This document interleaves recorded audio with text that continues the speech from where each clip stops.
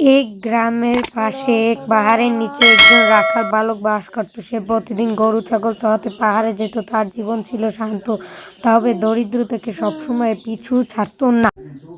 অন্যদিকে গ্রামের জমিদার ছিলেন একজন ধনী এবং কঠোর মানুষ। তিনি গ্রামের সবার উপর কর বসাতেন এবং প্রজাদের কষ্টের কথা কখনোই শুনতেন না। জমিদার ধন সম্পদ ছিল বিপুল, কিন্তু তার মন ছিল কর্ণ।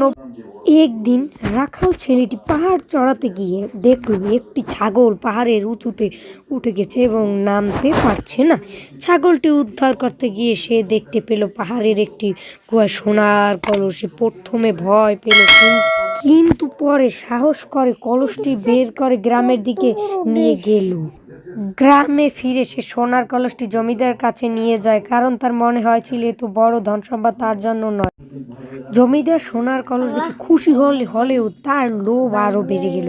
সে ভাবলো যেখানে একটি কলস পাওয়া যায়। তো গাইস, ভিডিওটা কেমন লেগেছে তা আপনারা লাইক এবং কমেন্টে জানাবেন। পার্ট 2 দেখার জন্য লাইক এন্ড সাবস্ক্রাইব করুন প্লিজ। এক গ্রামে ফিরে সে সোনার কলসটি জমিদারের কাছে নিয়ে যায়, কারণ তার মনে হয়েছিল এত বড় ধন সম্পদ তার জন্য। জমিদার সোনার কলস দেখে খুশি হলে তার লোভ আরো বেড়ে গেল।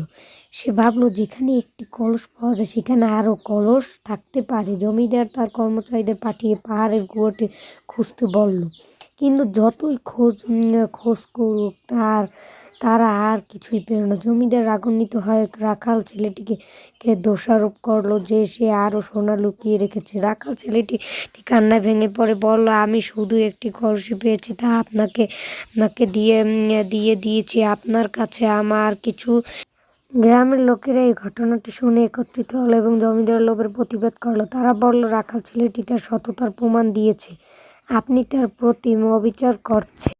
অবশেষে জমিদার লজ্জিত হয়ে রাখালের কাছ থেকে রক্ষা চাইল এবং প্রতিজ্ঞা করল সে আর কখনো লোভ করবে না। জমিদার সেই সোনার কলস থেকে প্রাপ্ত অর্থ গ্রামের কল্যাণে ব্যয় করল। রাখাল ছেলেটি তার সরলতা ও সততার জন্য গ্রামের ভালোবাসা পেরে এবং তার দরিদ্র ধীরে ধীরে দূর হলো। গল্পের শিক্ষা, সততা এবং সরলতা সর্বদা পুরস্কৃত হয়, লোভ মানুষের সর্বনাশ ডেকে আনে। ভিডিওটি ভালো লাগলে চ্যানেলটিকে সাবস্ক্রাইব করে লাইক বাটনে ট্যাপ করুন।